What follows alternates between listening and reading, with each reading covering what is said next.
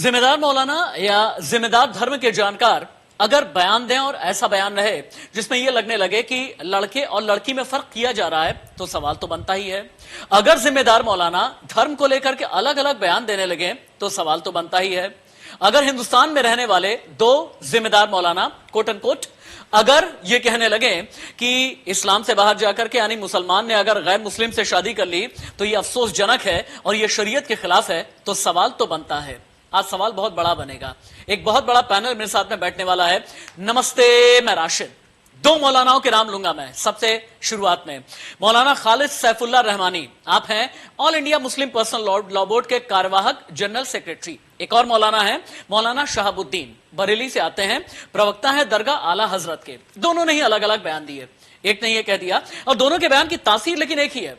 लेकिन कहां क्या है यह समझना बहुत जरूरी है। पहली तस्वीर टीवी स्क्रीन पर उतारी जाए। तस्वीर के साथ में कुछ सवाल हैं, अब आप देखें। कहा यह गया, मौलाना खालिद सैफुल्लाह रहमानी बोले कि अगर कोई मुसलमान गैर मुस्लिम से शादी कर लेता है ना तो यह शरीयत के खिलाफ है। क्यों? मेरा यह सवाल है। मैं तो सीधे ये कहता हूं अगर गैर मुस्लिम में शादी की जा रही है तो शरीयत के खिलाफ कैसे है? यहां पर सवाल तो बनता है और जहां सवाल बनता है वहां पर हम हर एक पक्ष को बिठाते हैं।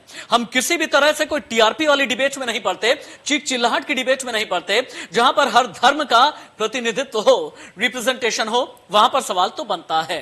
और all India Muslim personal law board से जुड़े हुए मौलाना अगर यह कहने लगे कि देखिए, अगर आप मां बाप हैं किसी लड़की के, आप उसका मोबाइल फोन चेक कीजिए। मोबाइल फोन के जरिए बिटिया बिगड़ भी सकती है। बिटिया को कभी भी किसी लड़के वाले स्कूल में मत भेजिए, यानी को एजुकेशन के लिए अगर वो जा भी रही है ना तो रोक दीजिए, इससे माहौल बिगड़ जाएगा। अपनी बिटिया की जल्दी से शादी कर दीजिए। यहां तो हम ये कहते हैं ना, बेटी बचाओ, बेटी पढ़ाओ, बेटी को आगे बढ़ाओ। लेकिन आज की तारीख में मौलाना खालिद सैफुल्लाह रहमानी कहते हैं जल्दी से बिटिया को ब्याह दो और अपने घर से विदा कर दो, चाहे उम्र उसकी कम ही क्यों ना हो, चाहे उम्र उसकी कच्ची ही क्यों ना हो। तो ऐसे में गैर धर्म में अगर की शादी तो फिर क्या हो जाएगी? बर्बादी। इस सवाल का जवाब हम मौलाना खालिद सैफुल्लाह रहमानी से ही लेंगे। All India Muslim personal law board के एक बड़े पदवी पर बैठे हुए हैं। विश्व हिंदू परिषद भी हमारे साथ में जुड़ेगा, कांग्रेस और बीजेपी के नेता भी हमारे साथ में जुड़ेंगे। लेकिन सवाल आज उठा क्यों है? एक रिपोर्ट देखिए आप। रिपोर्ट में मौलाना क्या कह रहे हैं, क्या कहना चाहते हैं, ट्वीट की वजह से क्यों आखिरकार मच गया है बवाल और खड़ा हो गया है सवाल। जहां हम लेकर के आए हैं सवाल तो बनता है। रिपोर्ट देखिए।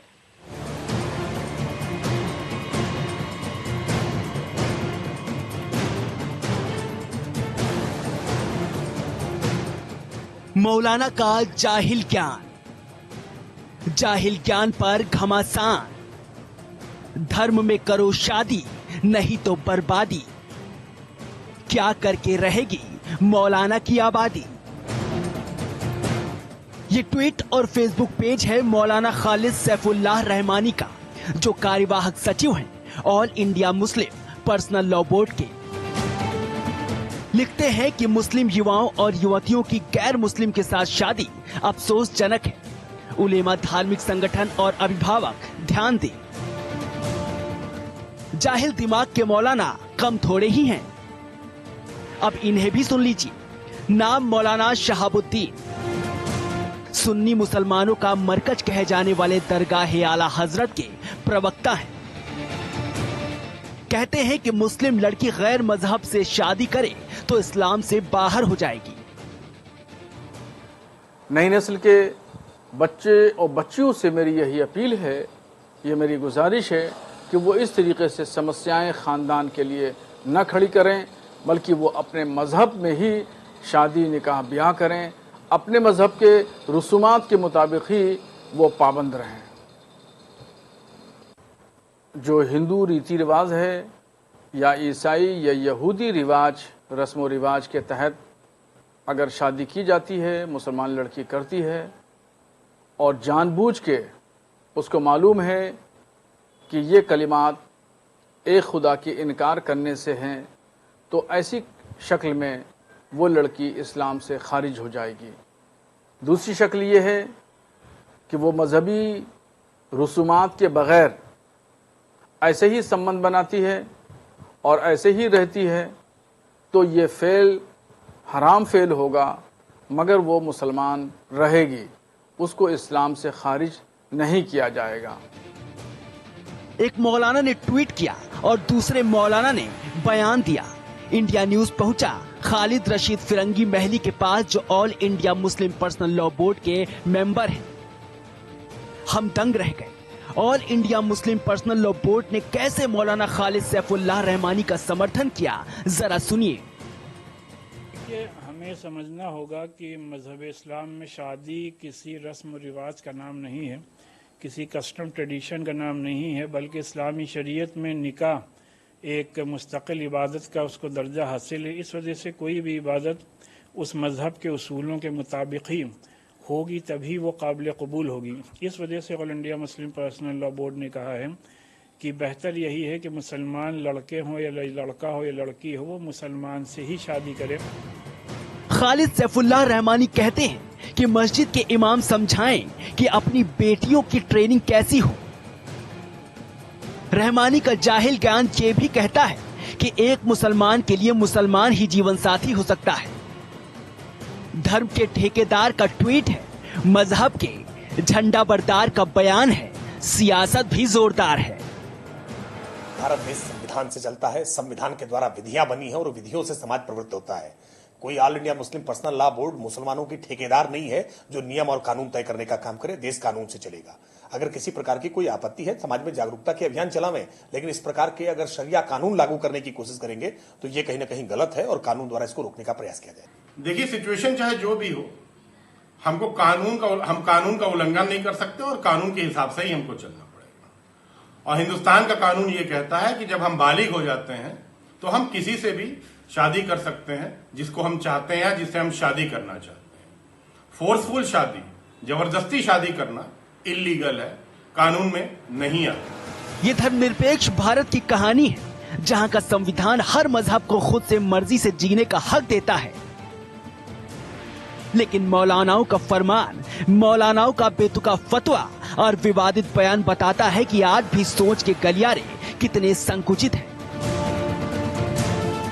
अब इसे धर्म के ठेकेदारों की दुकान बंद होने का डर कहें या फिर मजहब को जिहालत बनाकर समाज में पेश कर देने की सनद, वक्त आ गया है कि ऐसी बदजुबानी को भी कानूनी दायरे में लाया जाए ताकि धर्म के नाम पर कोई अधर्मी बयान देने की हिम्मत भी न कर सके। लखनऊ से खुर्रम निजामी, हैदराबाद से बशीर के साथ बरेली से आशीष, इंडिया न्यूज, उत्तर प्रदेश, उत्तराखंड।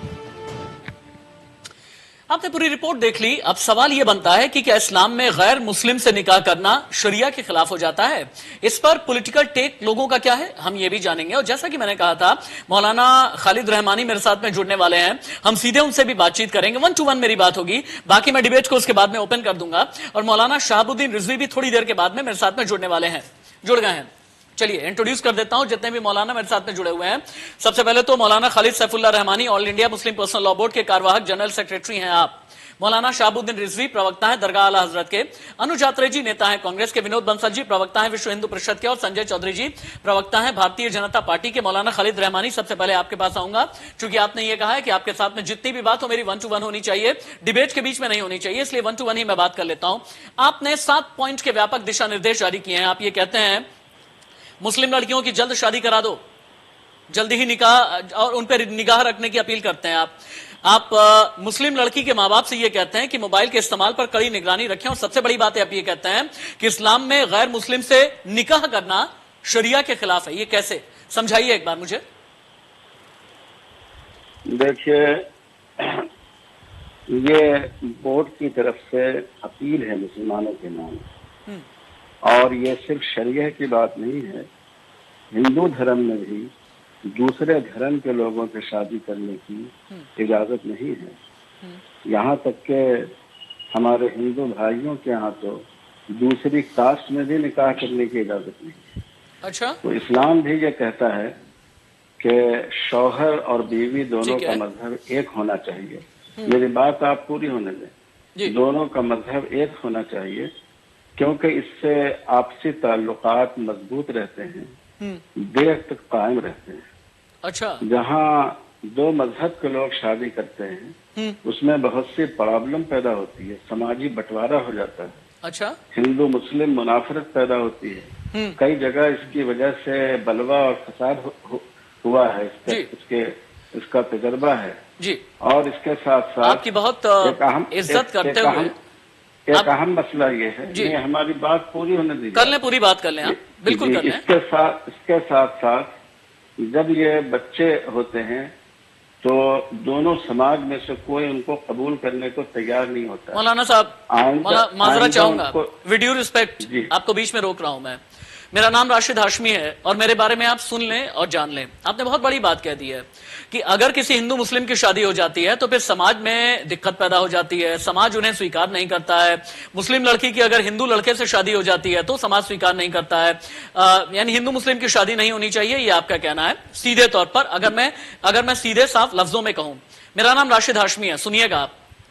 मेरे वालिद साहब का नाम, अरे मौलाना साहब सुने ना, मेरे वालिद साहब का नाम है। आप बेकार बातें मत कीजिए, आपके नाम नहीं बेकार बातें कैसे, कैसे बेकार बातें? मेरी बात तो सुनिए आप। अरे मेरी बात सुन लेना। सोच की अहमियत, इस्लाम ये कहता है कि एक बार सुने भी तो सही। मौलाना खालिद सैफुल्लाह रहमानी साहब सुनिए, मेरा नाम राशिद हाशमी है। मेरे वालिद साहब का नाम मोहम्मद इदरीस था, हालांकि अब इस दुनिया में नहीं है। और मेरी माँ का नाम राजेश्वरी शुक्ला है, यानी मेरी माँ हिंदू रही हैं। हिंदू से मुसलमान की शादी हुई, मुझे समाज ने एक्सेप्ट किया। और आप जानते हैं मैं आज एक नेशनल चैनल में एंकर करता हूं, नेशनल चैनल की जिम्मेदारी उठाता हूं, अपने India news UP Uttarakhand channel का संपादक हूं, यानी मैं चैनल हेड हूं और समाज ने मुझे स्वीकार किया है। कैसे आप ये बात कह रहे हैं? कैसे कह रहे हैं आप ये बात? मैं तो बिल्कुल सीधे अपना एग्जाम्पल दे करके बोल रहा हूं आपको। कैसे कह रहे हैं आप ये बात? देखिए, एक दो वाकयात से पूरे समाज के बारे में फैसला नहीं किया जा सकता, लेकिन हम लोगों के सामने जो तजुर्बात हैं बहुत से लोगों के। शाहरुख खान गौरी खान को क्या कहेंगे? शाहरुख गौरी को क्या कहेंगे? आपको मैंने कहा कि आप मेरी बात पूरी होने दीजिए और फिर आप बीच बीच में टोकते हैं जी। अगर ऐसा आप करेंगे तो मैं आपके इसमें शरीक नहीं हूंगा। अच्छा ठीक है, अपनी बात करें। मेरी बात तो पूरी होने दें। हाँ। इसमें कोई बुराई नहीं है कि आजकल हमारे इस देश में 99.9% लोग आमतौर पर अपने ही मजहब के लोगों में शादी करते हैं।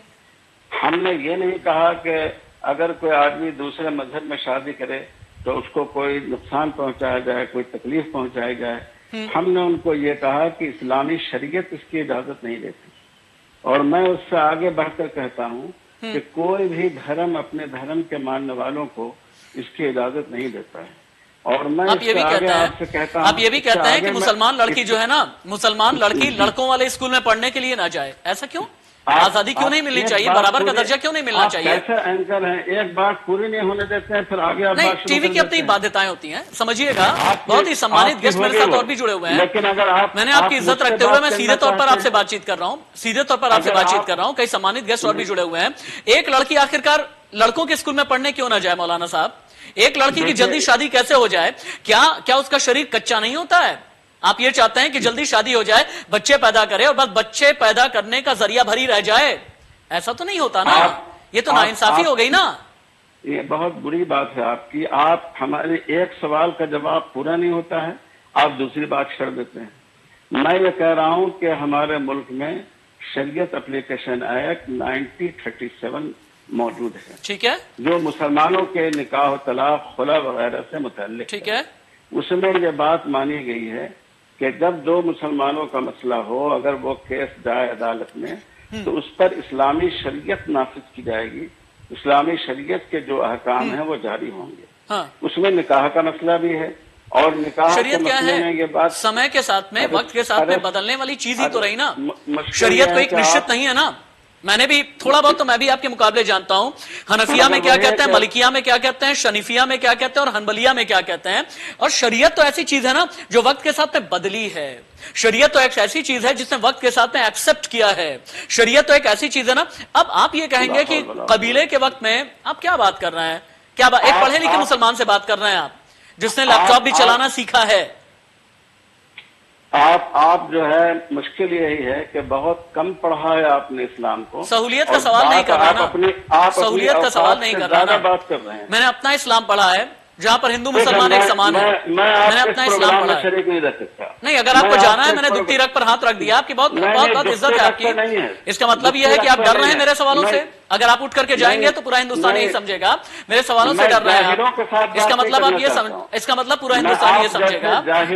आप जाहिल कैसे कहते हैं? मैं तो आपकी बात को जाहिल कहता हूं, मैं आपकी बात को जाहिल कहता हूं। जो लड़की को बराबर का दर्जा ना दे, जो लड़की को बराबर का दर्जा ना दे, वो जाहिल बात होती है। जो ये कहे कि लड़की जाकर के किसी लड़के के स्कूल में ना पढ़े, कोई एजुकेशन में ना पढ़े, वो होता है, उसे कहते हैं एक जाहिल बात। लेकर के आइए यहां पर, बाकियों को लेकर के आइए, बाकी सब मेरे गेस्ट हैं, सब आने चाहिए यहां पर, सब आएंगे। विनोद बंसल को लेकर के आइए। विनोद बंसल, मुझे ऐसा लगता है विनोद बंसल जी, माफ कीजिएगा, शुरुआत में मैं ऐसे मौलाना से बात करने की कोशिश कर रहा था, हालांकि उठ करके चले गए हैं। राशिद हाशमी का सवाल ऐसा होता है ना, जो दुखती रग पे हाथ रख देता है।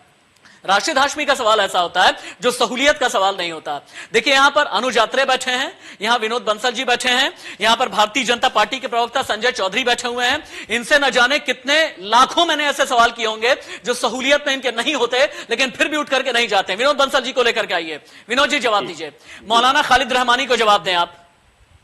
देखिए, मुझे उनको जवाब देने की आवश्यकता नहीं है, आपके क्षितिज दर्शक अच्छी तरह से जवाब। मौलाना शहाबुद्दीन रिजवी को जोड़ा जाए। देखिए, मौलाना रहमानी जो है तो हिंदुस्तानी, लेकिन बात करते हैं तालिबानी। ये है इनकी सोच, ठीक है, ये है इनकी संस्कृति और ये है इनकी सभ्यता। और जिस तरह से उन्होंने बात करी एक सीनियर टीवी जर्नलिस्ट से, जिसने पूरा एक्सक्लूसिव आपको टाइम दिया, उसमें बातों का जवाब नहीं देना चाहते, ये तकरीर करना चाहते हैं, ये तहरीर बहुत बार क्या होता है ना, किसी दिमाग को एक्सपोज करने के लिए विनोद बंसल जी बहुत जरूरी होता है कि उसे वक्त तो दिया जाए। दुनिया भी तो ये जान लेना कि क्या आपकी सोच है, दुनिया को भी तो ये जानना चाहिए ना कि क्या आपकी सोच है। नहीं, आपने बिल्कुल एक्सपोज कर दिया। मैं कहता हूं कि मैं साधुवाद देता हूं इंडिया न्यूज को कि कम से कम जो जिहादी सोच है, जो तालिबानी सोच है, जो देश विरोधी सोच है और जो महिला विरोधी सोच है, वो आज पूरी तरह से एक्सपोज हो गई। ठीक है, जिस मुस्लिम पर्सनल बोर्ड को आप लॉ बोर्ड कहते हो, तो इलीगल बोर्ड है भाई। ठीक है, it has nothing to do with the law. ठीक है, इट इज टोटली इलीगल काम कर रहा है। अब एक मिनट रुक जाइए, इनका विरोध होता है। बस एक मिनट रुक जाइए। मौलाना शहाबुद्दीन को टीम पीसीआर, टीम एडिटोरियल बहुत जल्दी जोड़ा जाए। मौलाना शहाबुद्दीन, प्रवक्ता दरगाह आला हजरत, कितनी देर में जुड़ने वाले हैं मुझे तुरंत ही बताएं, क्योंकि मैं इंतजार कर रहा हूं मौलाना शहाबुद्दीन रिजवी का। बीच में अनुज यात्रे जी को भी लेकर के आते हैं, लेकिन उससे पहले संजय चौधरी जी से मेरा सवाल होगा। संजय जी, ये जो धर्म की ठेकेदारी होती है, जो धर्म की दुकानदारी चलती है मुस्लिम पर्सनल लॉ बोर्ड के नाम से, बंद क्यों नहीं कर देते इसे? जहां पर इस तरह के जाहिल बयान आने लगे, जहां पर फतवे आने लगे, बंद कर दीजिए ना। समाज की दिक्कत हो रही है, आपके हाथ में सरकार है, आपके हाथ में पुलिस है, आपके हाथ में कानून है, बंद कीजिए। देखिए, धीमे धीमे ये लोग राजनीति में और समाज में अप्रासंगिक होते जा रहे हैं। उत्तर प्रदेश के नजरिए से देखें, उत्तर प्रदेश में चुनाव के पहले मुस्लिम समाज के लोग दुकानें खोलकर बैठ जाते थे और उसके हिसाब से अपने मुस्लिम मतों को बांटा करते थे। हाँ, आज वो स्थिति पूरी तरह से पलट गई। ठीक है, इन लोगों की इसी सोच के कारण मुस्लिम समाज आज उत्तर भारत में, उत्तर प्रदेश की राजनीति में अलग अलग पड़ गया। उसकी स्थिति बेचारगी जैसी हो गई। आज उत्तर प्रदेश का कोई भी राजनीतिक दल इन मुस्लिम मतों के दरवाजे पर जाकर उनका दरवाजे पर सजदा नहीं कर रहा है। ठीक है, ये जो सोच है ना, उस सोच ने मुस्लिम समाज को जितना ज्यादा नुकसान पहुंचाया है, उतना ज्यादा नुकसान तो किसी विरोधी ने नहीं पहुंचाया होगा। हाँ। अभी 2-3 दिन पहले आपने देखा होगा कि मुहर्रम के नाम पर कुछ लोगों ने कहा, कुछ शियाओं ने कहा कि संजय भैया, संजय जी, संजय भाई, बस एक मिनट के लिए रुकिएगा, क्योंकि मुझे अनुज जी के पास भी जाना है, लेकिन मेरे साथ में मौलाना शहाबुद्दीन रिजवी भी जुड़ गए हैं। मौलाना शहाबुद्दीन रिजवी, आप प्रवक्ता हैं दरगाह आला हजरत के, और मेरा अगला सवाल आपसे भी होगा, उसके बाद मैं अनुज जी और बाकियों के लिए पैनल ओपन टू ऑल करने जा रहा हूं। आपका भी यही मानना है, अगर हिंदू मुस्लिम की शादी हो गई तो वो शरीयत के खिलाफ है, इस्लाम से बेदखल हो जाना चाहिए? क्या एक लड़की को एजुकेशन में पढ़ने के लिए एक मुसलमान लड़की नहीं जा सकती? क्या एक मुसलमान लड़की जो है मोबाइल फोन अगर ले तो मां बाप जाकर के उसकी पर्सनल चीजों में झांकें, ताका झाकी करें? चूंकि इसी तरह की बात all India Muslim personal law board कर रहा है। आप क्या कहते हैं मौलाना शहाबुद्दीन? देखिए, इस सिलसिले में शरीयत इस्लामिया का साफ साफ कहना है कि अपनी ही कम्युनिटी में शादी की जाए, मुस्लिम लड़की है या लड़का है तो उसको अपने ही समाज में, अपने ही कौम में भी शादी करना चाहिए, क्योंकि निकाह एक मुकद्दस। एक हदीस बताइए, एक हदीस बताइए। मैं शरई कानून नहीं जानता, और नहीं मानता हूं मैं मानता भी नहीं, क्योंकि शरई कानून हर एक मुल्क के अलग अलग होते हैं ना। आप मुकल्लफ भी नहीं है, आप माने या ना माने, आप मुकल्लफ भी नहीं है। मुकल्लफ तो सिर्फ जो इस्लाम के मानने वाले हैं वो सिर्फ मुसलमान हैं, जो इस्लाम पर यानी राशिद हाशमी अगर चुभने वाले सवाल कर ले तो इस्लाम से बेदखल हो गया, मेरे खिलाफ फतवा जारी कर देंगे। राशिद हाशमी अगर एक लड़की के हक की बात कर ले तो बेदखल हो जाएगा क्या इस्लाम से? वो असली मुसलमान नहीं है। नहीं, बेदखल नहीं होगा। मौलाना साहब बहुत इज्जत है आपकी बहुत इज्जत है, और मैं आपकी बड़ी इज्जत करता हूं, दरगाह आला हजरत की बड़ी इज्जत करता हूं, लेकिन बात तो ऐसी कीजिए ना। और मेरे साथ प्लीज रहिएगा, आपसे यहां जोड़ करके मेरी गुजारिश है कि मेरे साथ में आप रहिएगा, अपनी बात पूरी करें, उसके बाद मैं अनुज यात्रे जी के पास में जा रहा हूं। मैं जी ऐसा है, इस सिलसिले में शरीयत का साफ कहना है। आपने हदीस का हवाला दिया तो मैं कुरान शरीफ के हवाले से मैं आपको बात करता हूँ कि नस्से कतई है, एक आयत शरीफ है सूरह बकरा शरीफ में, और इस सिलसिले में बिल्कुल मना किया गया है गैर मजहब में शादी करने को। इस्लाम ने मना किया है, और इस सिलसिले में चूंकि निकाह एक मुकद्दस फरीज़ा है, और हुजूर सल्लल्लाहु ताला अलैहि वसल्लम ने फरमाया कि निकाह जो है वो मेरी सुन्नत है, तो निकाह करना सुन्नत है, तो वो किससे फरमाया? वो अपनी ही कम्युनिटी के लिए फरमाया। तो इसलिए इसको अपनी ही कम्युनिटी में ही देखना चाहिए, दूसरी कम्युनिटी में नहीं देखना चाहिए। प्रॉफेट मोहम्मद का इतना प्योर और पायस नाम इन चीजों के लिए ना लिया जाए तो ज्यादा अच्छा होगा।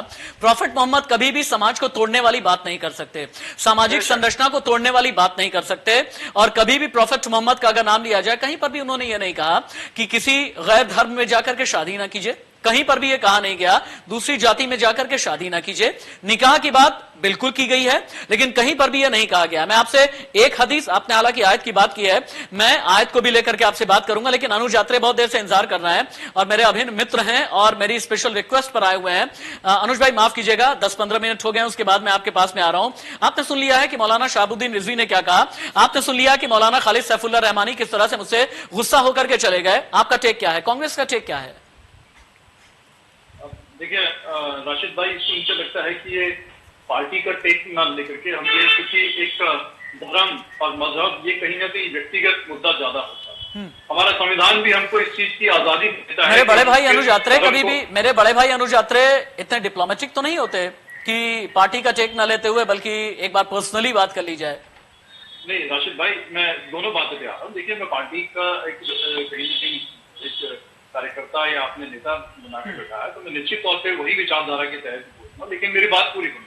ठीक है, मैं अभी वही बात कह रहा था कि ये कहीं ना कहीं जो एक हम लोग किस धर्म में पैदा होंगे, किस मजहब में पैदा होंगे, ये तो ऊपर वाला तय है। लेकिन एक वयस्क होने के बाद, अडल्ट होने के बाद, उस व्यक्ति को हमारा संविधान आजादी देता है कि आपने किस धर्म में रहना है, किस धर्म को मानना है, आपने अपना धर्म परिवर्तन करना है, आपने दूसरे मजहब को आपका कहीं उससे ज्यादा प्रेरित हो रहे हैं, तो हमें उस चीज की भी आजादी मिलती है कि हम अपना उस चीज को कर लें। लेकिन जहां तक अभी ये जिस तरह की ये बातें अभी की जा रही हैं कि हम लोग लड़कियों के साथ इस तरह से नाइंसाफी वाली बात करें, वो मुझे वो उचित नहीं लगती है। आज के 21वीं सदी के दौर में हमारा देश, जब हम लोग चांद पर पहुंचने की बात कर रहे हैं और हम लोग सबको समान तौर पर लेकर के चलते हैं, महिला सशक्तिकरण की बात करते हैं, बेटियों को आगे बढ़ाने की बात इन 70 सालों में हमने मजबूती देने की बात की है, इस दौर में अगर हम कहीं ना कहीं फर्क देने की बात करेंगे वो उचित नहीं। आज संपत्ति में भी, जो पिता की संपत्ति में भी अगर आधा हिस्सा अगर कहीं पैतृक संपत्ति में अगर महिलाओं को, उस बेटी को हमारा कानून उस चीज की अगर आजादी देता है, उसको लेकिन क्या है ना 1937 में अगर मुस्लिम पर्सनल लॉ यहां पर लागू हुआ तो फिर इसके पीछे की भी बहुत अलग सी कहानी है। किन किन से गलतियां हुई हैं हिस्ट्री में मैं जाने की कोशिश नहीं करूंगा, लेकिन कितनों ने रोकने की कोशिश नहीं की, इसकी बात मैं अनुज यात्रे जी आपसे जरूर करूंगा। लेकिन एक बार चलते हैं विनोद बंसल जी के पास। विनोद जी, समझ में नहीं आता कि इस्लाम को मानने वाले, हालांकि वो तो लिबरल हो सकते हैं, लेकिन इस्लाम को मनवाने वाले, मैं मौलानाओं की बात कर रहा हूं, चाहे वो दरगाह आला हजरत हो, चाहे all India Muslim personal law board या इस तरह के जितने भी मरकज हैं, मानने वाले लिबरल होते हैं लेकिन मनवाने वाले लिबरल नहीं होते। ऐसा क्यों? पहला सवाल। और अगर दो मौलाना ये कह रहे हैं कि मुसलमान गैर मुस्लिम से शादी ना करे, अगर गैर मुस्लिम से शादी करता है शरई लिहाज से ये ठीक नहीं है, सनातन परंपरा क्या कहती है? क्या हिंदू धर्म में ऐसा हो सकता है? नहीं हो सकता। नहीं देखिए, हिंदू धर्म और सनातन धर्म, जिसका नाम ही सनातन है, हाँ। सृष्टि में जब व्यक्ति उत्पन्न होता है तो एक मानव उत्पन्न होता है, वो कोई हिंदू और मुसलमान उत्पन्न नहीं होता। ये दुनिया जानती है इस बात को। हमने और हमारे वेद शास्त्रों में कहीं भी किसी भी धर्म ग्रंथ में हिंदू और मुसलमान के जिक्र नहीं है। हाँ। चाहे वेदों की बात करें और उपनिषदों की बात करें, गीता की बात करें, रामायण की बात करें, मैं चैलेंज के साथ कहता हूं, अगर कोई हिंदू और मुसलमान शब्द निकाल के दे दे उसमें से, तो मैं उसको मनचाहा इनाम दूंगा। हाँ। लेकिन प्रश्न ये है कि भारत के अंदर जैसे जैसे इस्लामिक जिहादियों का वर्चस्व बढ़ा, ठीक है, हमने देखा जैसे जैसे तालिबानी सोच भारत के अंदर आई और जैसे जैसे कट्टरपंथ बढ़ा, वैसे वैसे इन मौलानाओं की दुकानदारी बढ़ती चली गई। और इस मौलाना की दुकानदारी को बढ़ाने में राजनीतिक सत्ता का बड़ा योगदान था। पिछले 60-70 साल में जिनकी सत्ता रही, उनकी राजनीति के ध्रुवीकरण सिर्फ इस्लामिक हुआ।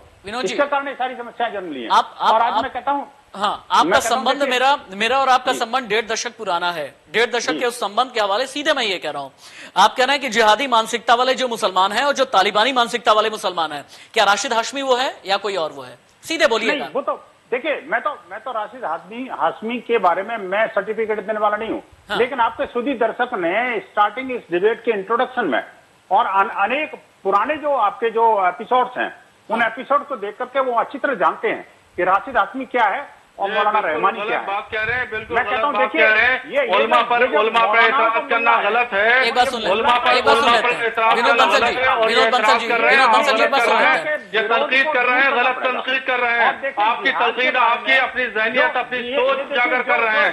कोई भी इस्लाम, कोई भी मौलाना तालिबानी सोच का यहाँ नहीं है। तालिबान का विरोध हम खुद करते हैं। हमने हमेशा तालिबान का विरोध किया है, आतंकवादी संगठनों का हमने विरोध किया, मौलाना शाहबुद्दीन विरोध किया है हमने।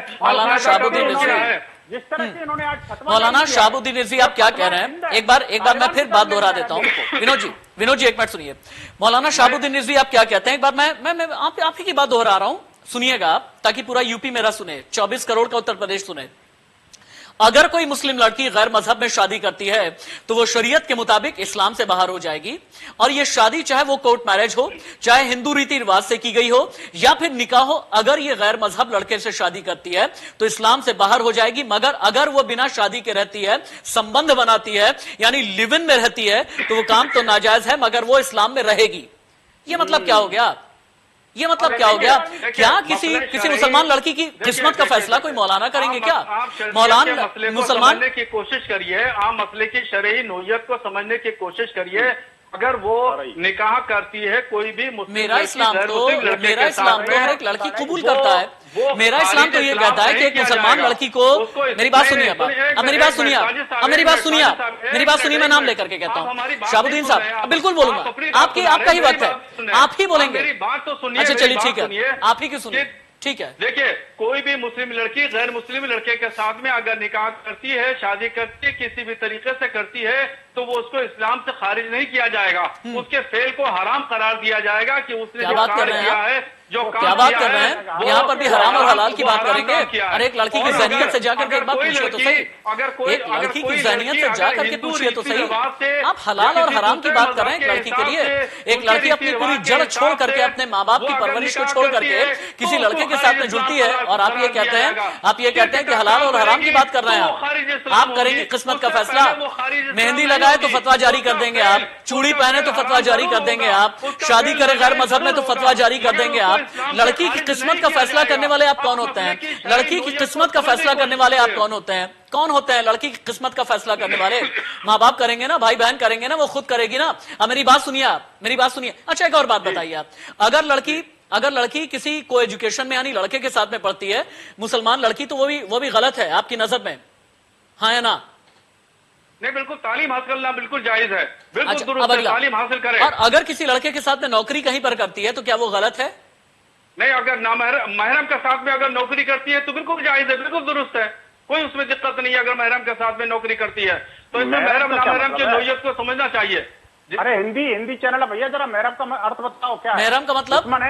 महरम का मतलब ये, मैंने तो पूरी मेरी जो एजुकेशन है वो मदरसा एजुकेशन है, तो मैं अपने मदरसा की भाषा ही बोल सकता हूँ। ये क्लियर हो गया, यानी कॉन्वेंट में नहीं पढ़ सकती। यही तो जानना चाहता था देश। विनोद भाई रुकिए, विनोद जी रुकिए, यानी एक लड़की जो है कॉन्वेंट में नहीं पढ़ सकती, यही कहना चाहते हैं आप?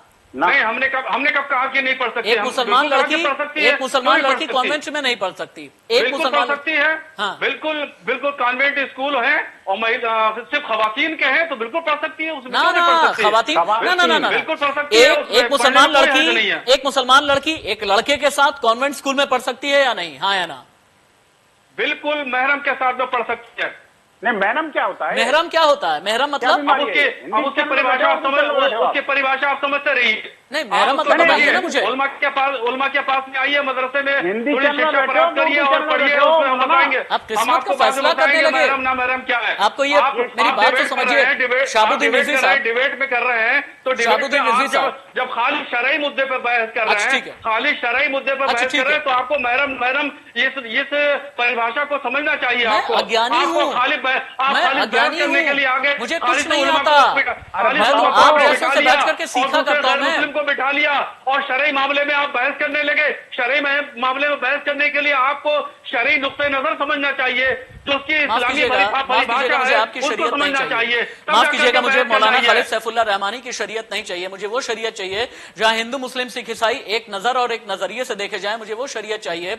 मुझे वो शरीयत चाहिए जहां पर एक लड़की को काम करने की आजादी हो। मुझे वो शरीयत चाहिए जहां पर एक लड़की नकाब में ना हो। मुझे वो शरीयत चाहिए जहां पर एक लड़की घूंघटे में ना हो। मुझे वो शरीयत चाहिए जहां एक लड़की अपनी घर की दहलीज से पार होकर के जाए और ये कहे कि मम्मी पापा या अब्बा अम्मी, मैं भी आपके लिए कमाना चाहती हूं, मैं भी आपका नाम रोशन करना चाहती हूं। मुझे वो शरीयत चाहिए। लेकर के आते हैं संजय चौधरी जी को। संजय चौधरी जी, कौन सी शरीयत हिंदुस्तान में चलेगी? क्यों नहीं लेकर के आते हैं यूनिफॉर्म सिविल कोड? अभी भी कितना इंतजार करेंगे? 7 साल तो हो गए आपकी सरकार को।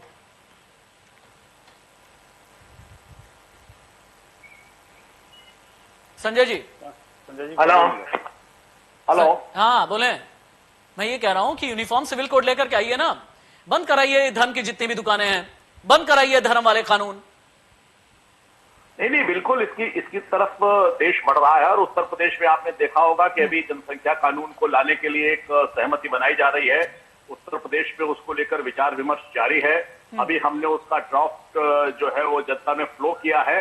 और निश्चित रूप से बहुत जल्दी ही उत्तर प्रदेश में इस क्षेत्र में कुछ नए कानून भी आने वाले हैं और नए ऐसे जो एलिमेंट्स हैं जो समाज में संविधान को ऊपर न मानकर। संजय चौधरी जी, बहुत बार ऐसा क्यों लगता है कि ऐसे एलिमेंट की जरूरत आप लोगों के भी सियासत में होती है क्या, ताकि ऐसे एलिमेंट कोई तुर्रा छोड़ें, इस तुर्रे के नाम पर किसी भी तरह से पोलराइजेशन हो जाए? ऐसा होता है क्या? मैं आपसे, मेरा मतलब है सियासतदानों को। नहीं, देखिए ऐसा सियासतदानों को होती होगी, लेकिन मैं जिस भारतीय जनता पार्टी को यहाँ आपके सामने रिप्रेजेंट कर रहा हूँ, निश्चित रूप से भारतीय जनता पार्टी का एक मत है कि हम सबका साथ, सबका विकास, सबके विश्वास पर काम करेंगे, लेकिन भारतीय संविधान के अनुरूप काम करेंगे। ठीक है। देखिए, भारतीय जनता पार्टी इसीलिए डिफरेंट है क्योंकि हम समाज नागरिक संहिता के आधार पर देश को ले जाने की बात करते हैं। हमने 370 हटाने का जो वादा किया था 1953 में, उसको हमने 2019 में पूरा किया है। हमने जो कहा है हम उसे करके दिखाएंगे। और यूनिफॉर्म सिविल कोड का इंतजार हमें भी है। अनुज यात्री जी के पास में चलते हैं, उसके बाद विनोद जी बहुत देर से मेरा इंतजार कर रहे हैं। अनुज यात्री जी, अफसोस होता है क्या? अफसोस होता है कि शाबानों के वक्त में क्या किया गया?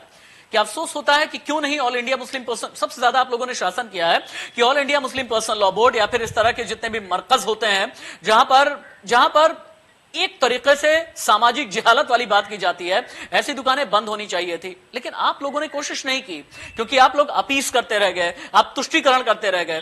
अफसोस होता है क्या अनुज भाई?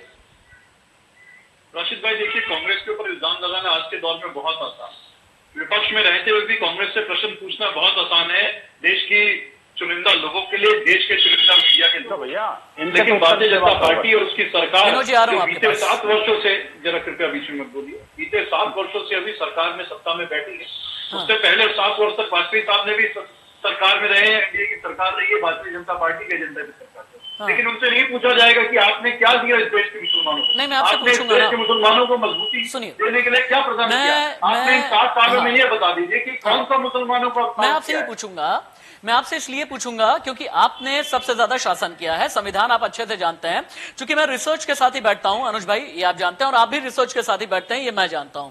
भारतीय संविधान का अनुच्छेद 14 भारत के सभी नागरिकों को कानून का समान संरक्षण देता है। लेकिन जब बात व्यक्तिगत मुद्दों की आती है तो मुसलमानों के ये मुद्दे मुस्लिम पर्सनल लॉ के तहत आ जाते हैं। क्यों?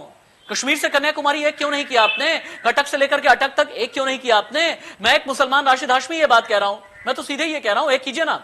मुझे चाहिए यूनिफॉर्म सिविल कोड, बाकियों को चाहिए नहीं चाहिए मुझे नहीं पता, मेरे खिलाफ फतवा जारी कर दें, मुझे कोई डर नहीं हो, मुझे किसी तरह कोई डर ही नहीं है, क्योंकि मेरे लिए सबसे पहले हिंदुस्तान है, मेरे लिए सबसे पहले मां भारती है, मेरे लिए सबसे पहले भारत है, मेरे लिए सबसे पहले मेरा इंडिया है। मैं जवाब देता हूँ राशिद भाई। आज हम 70 साल बाद आजादी के जो है 2021 के वर्ष में बैठ करके 1947 की बात के कोसेंगे, 1950 में जो संविधान बना उसकी बात को कोसेंगे तो बहुत आसान है। अगर हम उसी दौर में जाएं कि जब जहां से खोखली होती है ना, जब जहां से खोखली होती है जख्म वहीं से हरा होता है अनुज भाई, जब जहां से खोखली होती है जख्म वहीं पर हरा होता है अनुज भाई। राशिद भाई बोलने दीजिए मुझे। मैं ये कहना चाहता हूँ, अगर आप, मुझे अच्छा लगता आप ये उस दौर में जाते कि जिस दौर में ये चीजों की उत्पत्ति हुई, जिस दौर में हम लोग कहां पर खड़े थे, जब हमारे देश में हम लोग आजाद हुए थे, एक छोटा देश था हमारा, एक पैदाइश हुई थी जिस देश की लोकतंत्र के। अच्छा, और उस समय क्या माहौल था? क्या हिंदू मुसलमानों के दंगे, पाकिस्तान जिस समय बंटवारा हुआ, क्या अंग्रेजों ने क्या इस देश में जहर घोल करके गए थे? डिवाइड एंड रूल की पॉलिसी आप कहेंगे सबने पढ़ी है, हमने वही दौर आज दोबारा के जमाने में चले गए। विनोद बंसल जी को बीच में लेकर के आना बहुत जरूरी है। विनोद बंसल जी से सवाल होगा। विनोद जी बहुत देर से इंतजार कर रहे हैं। विश्व हिंदू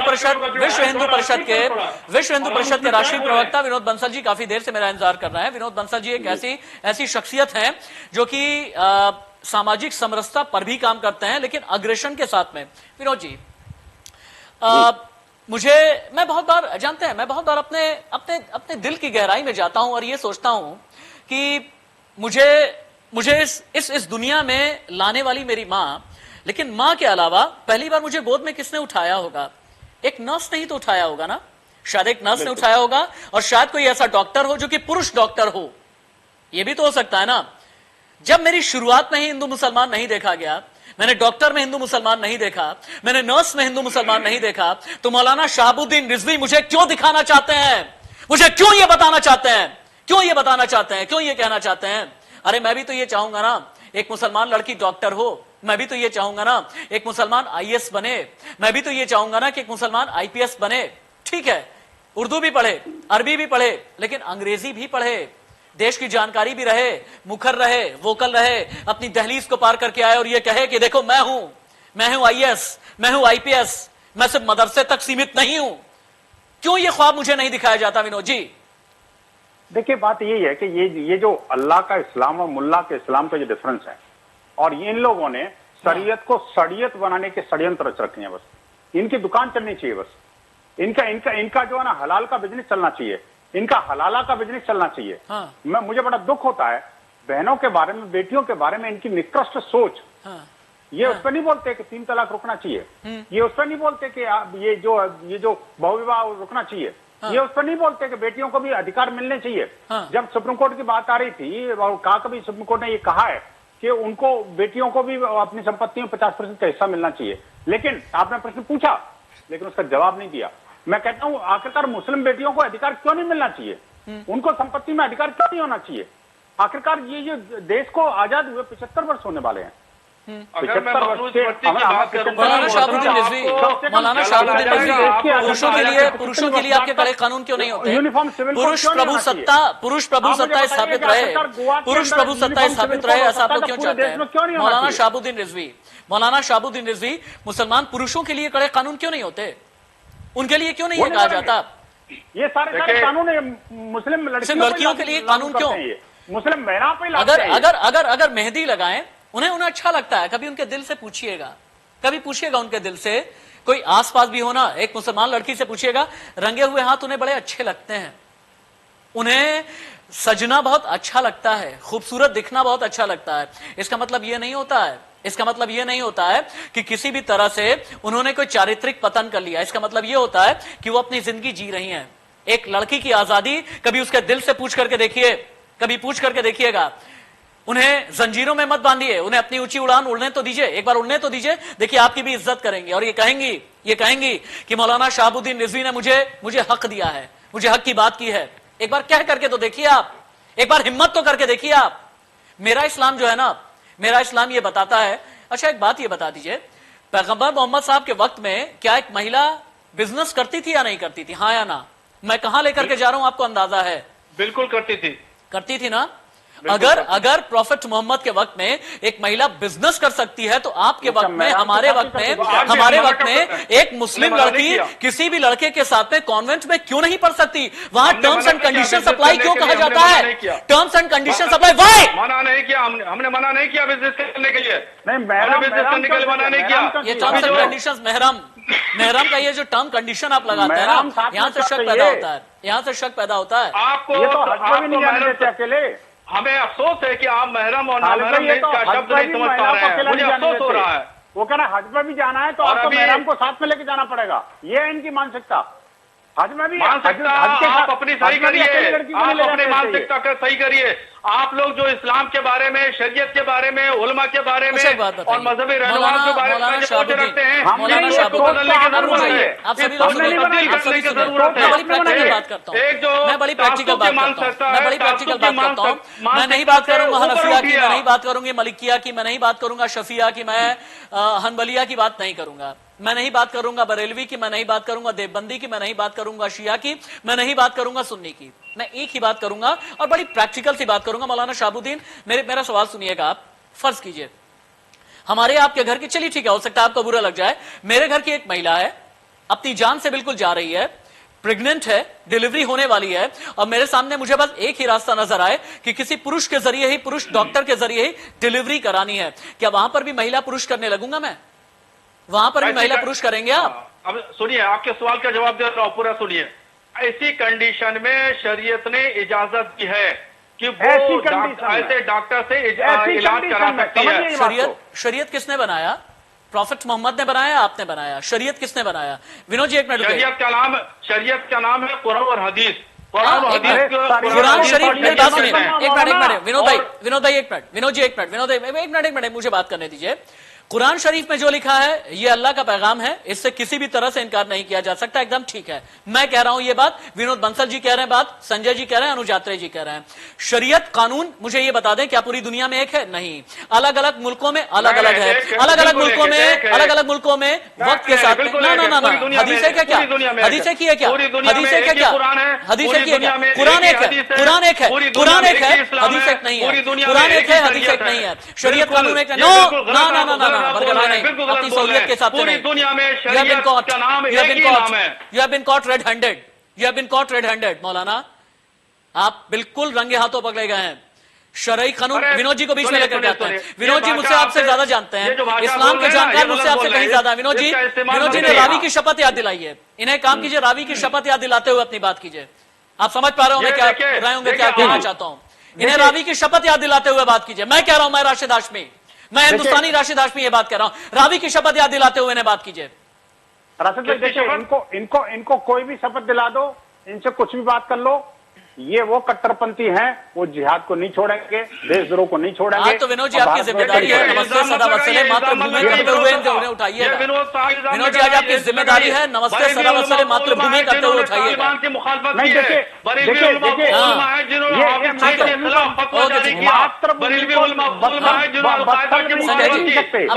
संजय जी को बीच में आना है, संजय जी को बीच में आना है। संजय जी ओके ठीक है, हो गया नॉक कम ओके मौलाना, काफी फुटेज हो गई। मौलाना शहाबुद्दीन काफी फुटेज ले लिया आपने। मौलाना शहाबुद्दीन काफी फुटेज ले लिया आपने। मौलाना शहाबुद्दीन हो गया ना, मौलाना शहाबुद्दीन हो गया। अरे मेरी बात तो सुन लीजिए, कोई तकरीर थोड़ी चल रही है। संजय जी भी हैं, संजय जी बहुत वरिष्ठ प्रवक्ता है। एक मिनट, संजय जी मेरे गेस्ट हैं। अरे मौलाना शहाबुद्दीन, मौलाना जी मेरी बात सुन लीजिए, इस्लाम को चीख करके नहीं बताया जाता, इस्लाम को यूं बताया जाता है जैसे मैं बता रहा हूं। संजय जी बीच में आइए, मेरी बात सुनिए। संजय जी, भारत में पर्सनल लॉ क्या सिर्फ मुसलमानों के लिए? ये सवाल ढूंढने के लिए मैं गया, पता ये चला देश में अलग अलग धर्मों के लिए अलग अलग सिविल कोड है। मैं फिर से वही बात करूंगा, क्यों इंतजार किस बात का किया जा रहा है कि फला धर्म अपनी दुकान चलाए, अगला धर्म अपनी दुकान चलाए। एक कहे कि भैया मुस्लिम पर्सनल लॉ बोर्ड है, अगला कहे कि भैया देवबंदी है, बरेलवी है, दरगाह आला हजरत है, ये मरकज है, ये है, वो है। करते करते न जाने कितने कट्टरपंथी निकलने लगेंगे। बंद कीजिए ना, ये कांग्रेस की खतरनाक देन है। अच्छा, अनुज जी से आपके सवाल का जवाब लेंगे हम, लेकिन उससे पहले संजय जी बोले। संजय जी। राशिद भाई, मैं बहुत देर से इनकी तकरीर को सुन रहा था। मैं लखनऊ का रहने वाला हूं। मुस्लिम पर्सनल लॉ बोर्ड के एक बहुत सीनियर मेंबर मौलाना कल्बे सादिक साहब, मैं नाम उनका कोट कर रहा हूं, उन्होंने एक बयान दिया था कि ईद को अब हम चांद को देखकर क्यों मनाते हैं, हमारा साइंस इतना आगे चला गया है, उस साइंस के आधार पर हम पहले से तय कर सकते हैं 1 साल पहले कि हम इस दिन ईद को मनाएंगे, ये कंफ्यूजन बंद हो सकता है। ठीक है। उन्होंने साइंटिफिक बेस पर एक बात मुस्लिम पर्सनल लॉ बोर्ड के उपाध्यक्ष होने के नाते रखी, लेकिन ये जो एक एक लाइन को देखकर शरीयत और फतवा देने वाले लोगों ने उस प्रोग्रेसिव सोच को भी बाहर कर दिया था, मतलब उसको भी स्वीकार नहीं किया था। देखिए, ये अपने मतलब के लिए विज्ञान से कोई संबंध नहीं है, तर्क पर कोई आस्था नहीं है, विचार विनिमय का कोई स्थान नहीं है, आगे बढ़ने की कोई इच्छा नहीं है। ऐसे आधार पर केवल रटी रटाई बातों को लेकर इस्लाम के सच को, आधे हिस्से को केवल बताकर ये इस्लाम के मानने वाले लोगों में अपनी ही भूमिका को कम कर रहे हैं। मेरे कांग्रेस के मित्र एक प्रश्न उठा रहे थे कि भारतीय जनता पार्टी ने मुसलमानों के लिए क्या किया, तो आप बताओ, हम पर आप आरोप लगाते हो कि हम मुसलमानों के लिए नहीं करते, लेकिन सबसे पहले अरब में रोजगार को अटल बिहारी वाजपेयी ने खोला था। मदरसों में भी कंप्यूटर की शिक्षा हो, इसको डॉक्टर मुरली मनोहर जोशी जी ने ही शुरू किया था ना। 3 तलाक के विषय को, जो मुस्लिम समाज की महिलाओं की सबसे बड़ी समस्या थी, उसका समाधान भारतीय जनता पार्टी ने ही किया था। हम सामाजिक विषयों पर, चाहे वो किसी भी पक्ष के हों, मैं हिंदुस्तान में समझ नहीं पाता जब शरीयत एप्लीकेशन एक्ट में बदलाव की बात की। मौलाना शहाबुद्दीन, मुझे एक बात ये बताइएगा, हिंदुस्तान में मुसलमानों को आप लोग एक कबीले में बंद करके क्यों रखना चाहते हैं कि बस एक ही सोच दे दी, इससे आगे पीछे हमें नहीं जाना है? आप देखिए ना, विनोद बंसल को अगर मैं ये कहूंगा तो विनोद बंसल ये कहेंगे कि हम तो चांद के भी सपने दिखाते हैं, हम तो मंगलयान के भी सपने दिखाते हैं, हम तो ये भी कहते हैं कि मंगलयान तक भी जाओ, किसी भी तरह से मंगलयान तक पहुंचो। हम तो अपनी लड़कियों को ये कहते हैं कि जाओ अमेरिका में जाओ, स्विट्जरलैंड, अकेला बेटा नहीं। हाँ, लड़कियां जो हैं अमेरिका भी जाएं, कनाडा भी जाएं, यहां भी जाएं, वहां भी जाएं, लेकिन ये सोच आप लोग क्यों नहीं पैदा होने देते हैं? क्या ये लगता है, क्या डर, दिल पे हाथ रख करके बताइएगा, क्या ये डर होता है? क्या एक डर होता है कि अगर लड़की आगे बढ़ गई तो फिर क्या होगा? कहीं पलट करके हमें ये बता दिया कि आप देखिए गलत हैं और हम सही हैं, यहां पर हम सही हैं, ये डर सा लगता है क्या? बड़ी अजीब सी बात है, बड़ी अजीब सी बात है। यहां पर तो एक हिंदू जो लड़की होती है वो भी आरती गाती है, एक हिंदू लड़की जो है पुजारन के तौर पर भी नजर आती है, लेकिन यहां पर एक महिला इमाम अगर बनने के लिए, चंद साल पहले की बात है, कहीं पर एक महिला इमाम बनने के लिए तैयार हुई तो उस पर न जाने कितने लोग बरसने लगे थे कि अरे नहीं, ऐसा तो नहीं हो सकता। ये होता है क्या इस्लाम में? कहीं पर कहीं मौलाना शहाबुद्दीन, महिला संत भी है, महिला प्रवचनकर्ता भी है। बोले मौलाना शहाबुद्दीन, बोलिए मौलाना शहाबुद्दीन, बोलिए मौलाना शहाबुद्दीन बोलेंगे। जिस तरीके से आप बात कर रहे हैं, आपकी जो सोच है, इस तरीके से पहले सोच को बदलना चाहिए। इस्लाम एक ऐसा मजहब है, नहीं बदलूंगा मैं नहीं बदलूंगा सोच। जहां पर एक मुसलमान लड़की के हक की बात नहीं होगी, मैं नहीं बदलूंगा सोच। आप नहीं बदलवा सकते। अब सुनिए, मैंने उर्दू, मेरी बात सुन लीजिए आप, अच्छा 1 मिनट सुन लीजिए, मुझे सिर्फ 30 सेकंड सुन लीजिए, 30 सेकंड मुझे सुन लीजिए आप। सुनाइए। मैं वो राशिद हाशमी हूं जिसे उर्दू का भी ज्ञान है, मैं वो राशिद हाशमी हूं जो अरबी भी जानता है, मैं वो राशिद हाशमी हूं जिसने कुरान शरीफ भी पढ़ी है, बाइबल भी पढ़ी है, थोड़ा बहुत गीता का भी ज्ञान है, पूरा तो नहीं कहूंगा, थोड़ा बहुत गीता का भी मुझे ज्ञान है। मैं वो राशिद हाशमी हूं जिसे अंग्रेजी भी उतनी फ्लुएंट आती है, मैं वो राशिद हाशमी हूं जिसे अपनी मातृभाषा हिंदी से भी प्रेम है, मैं वो राशिद हाशमी हूं जिसके लिए हिंदुस्तान सबसे पहले है, मैं वो राशिद हाशमी हूं जिसके लिए महाभारती सबसे पहले है। और अगर मैं वो राशिद हूं ना, इस राशिद को बदल नहीं सकता कोई, क्योंकि इस राशिद की रगों में अगर एक मुसलमान का खून है ना, तो एक ब्राह्मण का भी खून है। अगर एक मुसलमान का खून है तो एक ब्राह्मण का भी खून है। And I am really proud of it. मुझे गर्व है इस बात का, मुझे घमंड है इस बात का, इसलिए आप नहीं बदल सकते। बोलिए आप। हाँ हाशमी साहब, आ रहा हूं। आपकी तकरीर से मैं समझ गया कि कुछ चंद लोगों को आप खुश करना चाहते हैं और उनको खुश करने के लिए आपने ये आपकी सोच है, आपने तकरीर की है। आपकी सोच है। अरे अब आप सुनिए, अब आप सही तरीके से विनोद भाई रुकिए, विनोद जी बोलने दीजिए, पढ़िए, विनोद जी और बोलने दीजिए। इस्लाम को पढ़ने के बाद आपको सब बिल्कुल आपका सही इस्लाम नहीं समझ में आ पढ़ूंगा, जाएगा कि आपका इस्लाम इस्लाम एक नहीं पढ़ूंगा, वाहिद वो मजहब है मैं जिसमें आपका इस्लाम औरत नहीं का पढ़ूंगा। मकाम और हैसियत दी। मैं इस्लाम उस- मजहब में ही मैं औरत का प्रॉफेट मोहम्मद मकाम का और इस्लाम हैसियत पढ़ूंगा, मैं हासिल आपका है, इस्लाम और नहीं वो पढ़ूंगा। इज्जत वो मकाम मैं जो इस्लाम प्रॉफेट ने दिया मोहम्मद वो का किसी इस्लाम मजहब ने पढ़ूंगा, नहीं दिया, मैं आपका किसी इस्लाम मजहब ने नहीं दिया है। मैं अगर प्रॉफेट जो- मोहम्मद वाला इस्लाम पढ़ूंगा, मैं आपका इस्लाम नहीं पढ़ूंगा। बिल्कुल वो जहां पर ये कहा गया है, जहां पर ये भी लिबर्टी है, जहां पर इस्लाम में ये भी लिबर्टी है मौलाना शहाबुद्दीन की, अगर आपको पानी ना मिले तो आप बिना पानी के भी कैसे वजू कर सकते हैं। जिस इस्लाम में ये कहा गया है, जिस इस्लाम में ये कहा गया है कि आप बिना पानी के भी कैसे वजू कर सकते हैं ना, मैं उस इस्लाम को मानता हूँ, मैं उस इस्लाम को मानता हूँ। में बात नहीं है, शरीयत में वो बातें नहीं है। आप डुप्लीकेट इस्लाम की बात कर रहे हैं, आप बात करें ओरिजिनल इस्लाम की। और जिस तरीके से मैं बात कर रहा हूँ ओरिजिनल इस्लाम की, डुप्लीकेट इस्लाम काबिल कबूल नहीं है। अजय साहब, आपका इस्लाम डुप्लीकेट इस्लाम है। अनुज भाई बीच में आ जाइए, अनुज जी बीच में आ जाइए। मेरा इस्लाम ओरिजिनल है, डुप्लीकेट? चलिए आप ही लोग बता दीजिए, आप लोग बहुत माननीय हैं, आप ही लोग बता दीजिए एक एक करके। हाँ, जो अनुज यात्रे जी आप बोले। मौलाना ने दिया वही माना जाएगा भाई इस्लाम में। तो अनुज यात्रे जी बोला, मुल्ला का फतवा। आप फतवे से बड़ा डर लगता है। मैं अल्लाह का इस्लाम ही मानूंगा, मुल्ला का इस्लाम नहीं मानूंगा। मैं अल्लाह का इस्लाम मानूंगा, मुल्ला का इस्लाम नहीं मानूंगा। नो फतवे से क्यों ना, डर रहा है आपको? मैं मुल्ला का इस्लाम मैं खारिज मानता हूँ। बोले अनुज भाई, बोले अनुज भाई, बहुत देर से इंतजार कर रहे हैं। अनुज जी बहुत देर से इंतजार कर रहे हैं। मुझे लग रहा है उसमें एंड स्टेज में चल रहा है, थोड़ा सा 2 मिनट का समय दे दीजिए। प्लीज बोले, प्लीज अनुज भाई। देखिए, आपने इस्लाम की बात की तो मुझे तो इतना पता है कि ये देश हमारा गंगा जमनी तहजीब को मानने वाला है। हमने तो यही सुना है, यही पढ़ा है, अपने बड़े बूढ़ों से यही सुना है। जरा थोड़ा सा आप दूसरों पे तालिबानी सोचकर पंक्ति का जो आप करते हैं, तो थोड़ा कहीं ना कहीं अपने गिरबान में भी झांक के देख लीजिए कीजिए। ये प्रोग्राम खत्म होने के बाद सुन लिया कीजिए कि किस तरह के शब्दों का आप प्रयोग करते हैं। तो आपकी भाषा भी किसी तालिबानी से कम नहीं होती, जिस तरह से आप अपनी भाषा से इस तरह से जहर उगल रहे होते हैं। यार सुन लीजिए, सुन लीजिए, आपकी भाषा भी किसी तालिबानी से, कट्टरपंथियों से कम नहीं है।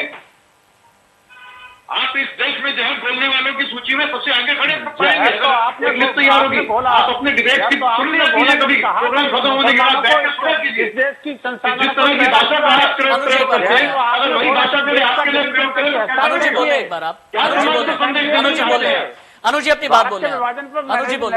अरे विनोद जी एक बार बोलने तो दीजिए, विनोद जी एक बार बोलने दीजिए, 1 मिनट। हाँ जी बोलिए।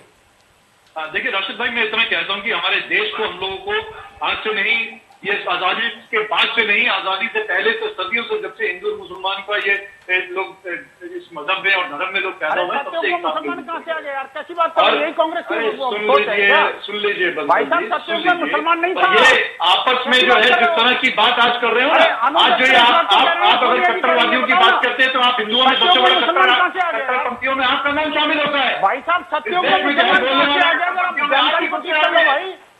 अरे कैसी बात कर रहे हैं? सोनिया जी ने मत कीजिए, काम मत कीजिए, देश को एकजुट होने का काम कीजिए। आप सभी रुक जाए, आप सभी रुक जाए ना, आप सभी रुक जाए, ठीक है। सत्य कुमार कहाँ से आ गया? मैं बात करूँ राशिद भाई, मुझे तो इतना पता है, हमने तो इतना पढ़ा है, अपने बड़े बूढ़ों से इतना सीखा है कि मेरे हाथों को दोनों मजहब की आदत है। जोड़ू तो भी इबादत और खोलू तो भी इबादत। हम तो इस चीज को मानने वाले लोग। लेकिन मौलाना शहाबुद्दीन नहीं मानते ना, लेकिन मौलाना शहाबुद्दीन नहीं मानते ना, मौलाना शहाबुद्दीन नहीं मानने वाले ना। देखिए मौलाना शहाबुद्दीन को अगर अंत में मैं ये कह दूं कि बोले वंदे मातरम, तो नहीं बोल पाएंगे। मैं अगर कहूं भारत माता की जय कहें तो मौलाना शहाबुद्दीन नहीं बोल पाएंगे। देखिए क्यों, मौलाना शहाबुद्दीन बोलेंगे क्या? मौलाना शहाबुद्दीन को सुनिए ना एक बार, वंदे मातरम कहने वाले हैं मौलाना शहाबुद्दीन। हर किसी के मुंह पे ताला लगा दीजिए आप। आज विनोद जी के मुंह पे ताला लगाइए, संजय जी के मुंह पे ताला लगाइए, मेरे मुंह पे ताला लगाइए, अनुज जी के मुंह पे ताला लगाइए, बोलिए वंदे मातरम। आप एक पूरी हिंदू सभा में हम बुलाएं आपको, और उसमें नारे तकबीर अल्लाहू अकबर, नारे रिसालत या रसूलुल्लाह लगा सकते हैं आप? मैं कह रहा हूँ नाराय तकबीर अल्लाह अकबर, उसके बाद मैं बोलता हूँ वंदे मातरम। हाँ क्या तो दिया, वो तो दिया, वो तो दिया, नाराय तकबीर अल्लाह अकबर। मेरी बात सुन लीजिए ना। अरे बोल दिया भाई, बोल दिया मैंने बोल दिया। अरे मैंने बोल तो दिया, लेकिन साथ ही मैंने कहा कि भारत माता की जय, मैंने कहा कि वंदे मातरम। आप कौन होते हैं नारा हिंदुस्तान लगवाने में है वाले ना, किसी को? हिंदुस्तान आप में है खुद को ना। मजबूर कर सकते हैं, हिंदुस्तान से आप प्यार हर करके किसी तो को देखें मजबूर एक बार। नहीं कर सकते। हिंदुस्तान से प्यार करके तो हर देखिए, बहुत आदमी खूबसूरत आजाद मुल्क है मेरा हिंदुस्तान। हिंदुस्तान का हर आदमी आजाद है, हर आदमी अपनी मर्जी के हिसाब से नारे लगाता है। आपको खुशी है, आप वंदे मातरम का नारा लगाइए, नहीं लगाते नारे? वंदे मातरम में आपकी खुशी नहीं है क्या? वंदे मातरम में आपकी खुशी नहीं है क्या? संजय जी, वंदे मातरम की खुशी कैसे मिलेगी? संजय जी बोले, संजय जी बोले। भाई मैं आपके माध्यम से इनसे कहना चाहता हूं कि मैं सलाम वालेकुम इनको बोलता हूं। ये मेरी सलामती क्या बात की है, दुआ आप करें जरा क्या हमारी क्या सलामती की बताऊं, दुआ। कॉल को होल्ड पर रखा है, कृपया लाइन पर। हाँ मेरी सलामती की दुआ करें ना ये, मैं सलाम वालेकुम बोल रहा हूं इनको। प्लीज स्टे ऑन द इनका इस्लाम क्या कहता है? आप जिस व्यक्ति से जय श्री राम नहीं बोलेंगे, ये बोलेंगे जय श्री राम। नहीं, हम दुआ कर रहे हैं, अल्लाह आपको बोलो जय सलामत श्री राम। रखे। मैं हम दुआ कर रहे हैं, हम दुआ कर रहे हैं, अल्लाह अरे आपको सलामत ये तो रखे। देखिए, संजय चौधरी जी ने, आप- संजय जी ने आपको कहा सलामत अस्सलाम रखे वालेकुम, और आपके अब आप बच्चों बोल को दीजिए जय सलामत श्री राम। रखे। अच्छा, जय श्री राम भी मत बोलिए, राम राम बोल दीजिए बस आप। हम आपको बड़े बोल बड़े रहे प्यार से हैं। बोलते हैं राम राम, बड़े प्यार से बोला जाता है राम राम। ये तो बस सलाम का भी जवाब मुझे सलाम वालेकुम नहीं दे सकते। आप तो कह रहे हैं, हम तो सलामती की दुआ कर रहे हैं, आप सलामत रहें। हम दुआ कर तो रहे हैं आपके लिए। अल्लाह से मेरी सलामती की दुआ उर्दू करिए। में बोला, विनोद जी उर्दू अभी में बोले, जवाब नहीं विनोद जी देंगे। बीच में बोल रहे हैं आप, विनोद जी बीच में कहना चाहते हैं।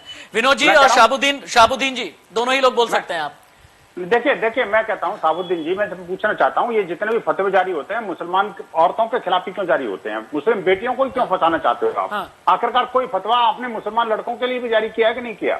ये जो आज जो बात शाहबुद्दीन जी तकरीरें बोले। हुई हैं, जो बातें कही हैं, शाहबुद्दीन वो जी, आखिरकार मुसलमान लड़कों के खिलाफ फतवा जारी होता है क्या? लड़कियों के खिलाफ ही फतवा जारी करते हैं आप लोग। उन्होंने सलाम वालेकुम बोला तो आखिरकार क्या शाहबुद्दीन जी आप नहीं जवाब बोल दें। सकते? शाहबुद्दीन जी वंदे मातरम बोलें। क्यों नहीं बोलते? आप बोलते रहिए। जय बोलने में क्या तकलीफ है? हाँ शाहबुद्दीन जी बोलिए, बहुत जल्दी बोलिए शाहबुद्दीन जी। मैंने इनके सलाम वालेकुम जवाब मैंने उर्दू में, इन्होंने अरबी में कहा, मैंने इनको विनोद जी उर्दू ने में कुछ और जवाब पूछा, दिया कि अल्लाह मुस्लिम इनको सलामत लड़कों के रखे खिलाफ फतवा क्यों नहीं? और इनके बच्चों को भी सलामत रखे। ये और नहीं जहाँ तक बोलेंगे। फतवे की बात है तो हम नहीं हजारों बोलेंगे। फतवे हर महीने ये जारी फतवे करते हैं। ओके ठीक है, फतवे मौलाना रोजाना शाहबुद्दीन जी, जारी अनुज करते यात्रे हैं। जी, विनोद बंसल जी, संजय चौधरी जी, मौलाना खालिद सैफुल्लाह रहमानी हालांकि मेरे साथ शुरू में थे, लेकिन थोड़ी देर के बाद में डिबेट छोड़ करके चले गए क्योंकि मैंने कुछ सवाल किए जिसका मुझे कोई अफसोस नहीं है। मैंने कुछ ऐसे सवाल किए जो चुपते हुए हैं जिसका मुझे कोई अफसोस नहीं है। मैंने वहां पर हाथ रखा है, अंग्रेजी में कहते हैं to hit where it hurts. मैंने वहां पर हाथ रखने की कोशिश की है जहां वाकई में तकलीफ होती है। लेकिन हाँ, इतना मैं कहूंगा अंत में, मेरा इस्लाम वो है जो हर मजहब की इज्जत करता है। मेरा इस्लाम वो है जो ये चाहता है कि एक लड़की भी समान अधिकार पाए। मेरा इस्लाम वो है जो ये नहीं कहता कम उम्र में शादी कर दी जाए लड़की की। मेरा इस्लाम वो है जो ये नहीं कहता एक लड़की ने अगर किसी गैर मुस्लिम से शादी की है तो फिर वो इस्लाम से बेदखल कर दी जाए। मेरा इस्लाम ये नहीं कहता कि वो शरीयत के खिलाफ है। मेरा इस्लाम ऐसा कुछ भी नहीं कहता। आप सभी का बहुत बहुत शुक्रिया। अंत में एक ही चीज कहना चाहूंगा मैं, जो हमेशा कहता हूं, न स्याही के दुश्मन न सफेदी के दोस्त, हमें आईना दिखाना है, दिखा देते हैं। नमस्ते।